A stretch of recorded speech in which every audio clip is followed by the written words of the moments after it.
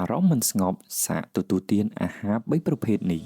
វាពិបាកណាស់នៅពេលដែលអារម្មណ៍របស់យើងមិនមូលព្រោះថាយើងត្រូវបំពេញការងារប្រចាំថ្ងៃនេះអ្នកនឹងបានស្គាល់អ្វីដែលអ្នកគួរទទួលទាន3ប្រភេទដើម្បីឲ្យអារម្មណ៍របស់អ្នកកាន់តែប្រសើរឡើងនិងអាចផ្ដោតបានកាន់តែល្អ 1. កាហ្វេជួយឲ្យអ្នកមានថាមពលនិងបាត់ងងុយគេងហេតុនេះអ្នកអាចធ្វើការផ្ដោតអារម្មណ៍លើបញ្ហាផ្សេងៗចំពោះមុខបានយ៉ាងងាយអ្នកត្រូវចងចាំក្នុងចិត្តថាមិនគួរទទួលទានភេសជ្ជៈនិងអាហារណាដែលមានផ្ទុកជាតិកាហ្វេអ៊ីនច្រើនហួសកម្រិតពេកឡើយបើមិនដូច្នោះទេអ្នកអាចនឹងជួបប្រទះបញ្ហាមួយចំនួនដូចជាឆាប់មួម៉ៅឈឺក្បាលនិងញ័រទ្រូងជាដើម 2. អាហារដែលមានជាតិក្លូកូសគឺជាអាហារល្អបំផុតសម្រាប់ខួរក្បាលនៅពេលដែលខាំឬក្រេបអ្វីមួយដែលមានរសជាតិផ្អែមធ្វើឲ្យអ្នកស្វាង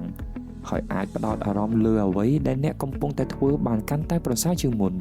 ទោះជាយ៉ាងណាអ្នកគួរជៀសវាងទទួលទានអាហារឬភេសជ្ជៈដែលផ្អែមពេកក៏ព្រោះតែវានឹងប៉ះពាល់ដល់សុខភាពអ្នកនៅថ្ងៃក្រោយ